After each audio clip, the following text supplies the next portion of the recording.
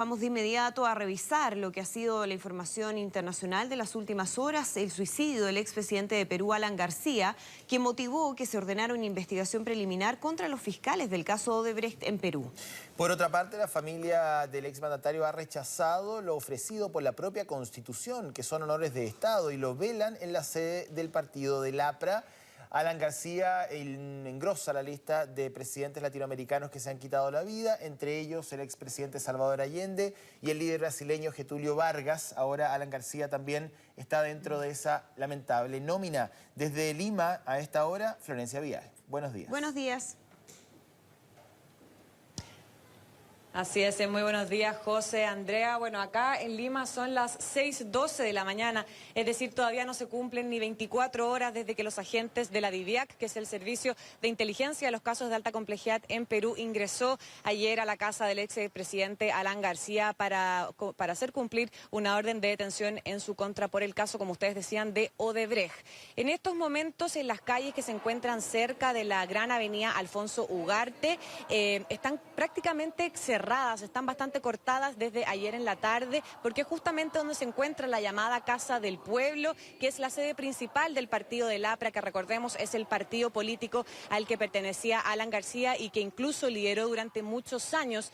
Los restos de Alan García llegaron más o menos como a las 9 de la noche al partido, hora local por si acaso, al partido del APRA, y desde entonces el velorio fue un caos total, José, Andrea. La verdad es que llegaron miles y miles de personas con banderas, con flores, con pancartas, con pañuelos blancos para despedir al expresidente. Gritaban consignas, por ejemplo, Alan presidente, el APRA nunca muere, el león está despierto. Incluso también algunos llamas un poco más politizados comenzaron a gritar, y que tuvo bastante eco en toda la aula magna, que es el salón donde se está velando los restos del expresidente. Gritaban incluso Vizcarra asesino, porque lo culpan directamente de una persecución política y una cacería de brujas, como decía. Tenemos parte del ambiente, es bastante pequeño, pero quiero que escuchen un poco la parte del ambiente de lo que se vio ayer en el velorio en la sede del APRA.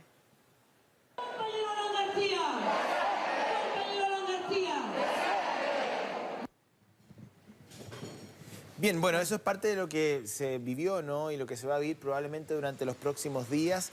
El aprismo, de todas maneras, en términos políticos, estaba tremendamente reducido. No tenía más de 10 cupos en el Congreso y había pasado prácticamente como a la irrelevancia legislativa, pero la figura de Alan García, en todo caso como su presidente y gran rearticulador en los 80, era tremendamente potente, pese a que cuando se evaluó una tercera candidatura presidencial no superaba el 6% de apoyo ciudadano. Vamos a revisar los detalles de la causa justamente que llevó a que el día de ayer llegaron agentes policiales a detenerlo en el marco de una investigación que sabemos es muchísimo más grande, que tiene que ver con el llamado caso Odebrecht o Lavallato, ¿no? Y que sabemos ha tenido tentáculos en toda la región. Son 29 millones de dólares de pagos en sobornos, y en particular en el caso del expresidente Alan García se lo investigaba por el caso Metro de Lima, así se nombró, porque tenía justamente que ver con una normativa que él habría establecido a través de decretos para favorecer a esa empresa. Son los delitos de tráfico de influencias, de lavado de activos y de colusión agravada lo que estaba siendo investigado él y también varios de sus más cercanos colaboradores. De hecho, el día de ayer, cuando llegan a detener a Alan García, en paralelo se estaba deteniendo a otras 8 personas que están involucradas en ese caso. 7 de ellas fueron detenidas, se encuentran en estos momentos en prisión preventiva, y hay otra persona que no ha sido habida.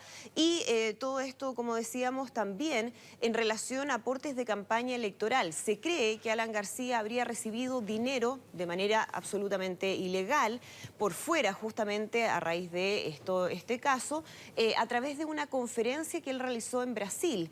Él habría recibido un pago muy sustantivo que tendría que ver no con la conferencia propiamente tal, sino con justamente este caso. Exactamente, los dineros estaban triangulados a través de su secretario general Luis Navas, quien le entregó dinero además a su hijo José Luis Navas, Y además estaban absolutamente involucrados en el caso, no solamente el resto de presidentes, que ya lo vamos a ver en el siguiente wall, sino que dentro de las 8 personas que tú mencionas, Andreas, el ex ministro de Transporte, su secretario general y la cúpula de 2 empresas tremendamente importantes que tienen que ver con el transporte en Perú, que es Provía y Trenes Eléctricos del Perú, que asignaron, por supuesto, la licitación y participaron en escoger a Odebrecht como la empresa constructora que se iba a hacer cargo de la línea 1 del Metro de Lima. Ahora, dentro de este contexto, Odebrecht tiene que ver también con otras candidaturas. En el caso de Ollanta Humala y Nadine Heredia, ellos estuvieron 8 meses en prisión preventiva, de la misma manera como se tomó detenido o se iba a tomar detenido por parte del fiscal Henry Amenábar al expresidente Alan García. Lo mismo se hizo con Nadine Heredia y con Ollanta Humala. Ellos pasaron 8 meses en prisión preventiva, todavía ese caso no se termina y también se habla de que Odebrecht de alguna u otra manera financió todas las campañas y las redes del etnocacerismo, el nacionalismo peruano, ¿no?, de los Humala. En el caso de Keiko Fujimori hay problemas tributarios que también la tienen en la cárcel. Lo mismo ocurre con PPK cuando era ministro, ¿no?, y también favoreció a Odebrecht con la asignación de una construcción de la carretera interoceánica. Que se encuentra, perdón, José, actualmente en esa prisión preventiva y que el día de ayer también fue internado por un problema de presión que tuvo y fue trasladado a un hospital. Y el señor Alejandro Toledo, que está prófugo de la justicia, básicamente se ha pedido su extradición a Estados Unidos, que es muy difícil que se otorgue porque él está casado con una ciudadana norteamericana,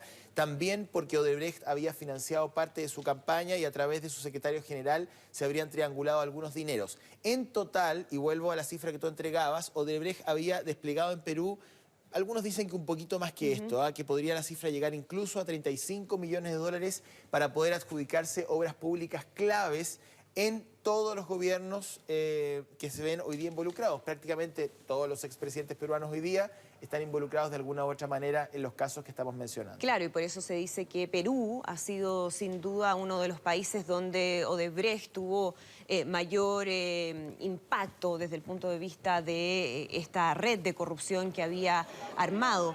Ahora hay un tema que es bien interesante, se lo vamos a preguntar también a Florencia Vial, porque el hecho de que Alan García se haya suicidado, obviamente que desde el punto de vista legal implica el término de la investigación en relación a su persona, pero puede seguir la Fiscalía haciendo peritajes, por ejemplo, en sus inmuebles, en sus casas, pedir, por ejemplo, el secreto bancario, es decir, el caso sigue, la investigación continúa, esto no va a ser un impedimento para que se realicen todos los peritajes que sea necesario para poder avanzar, Florencia.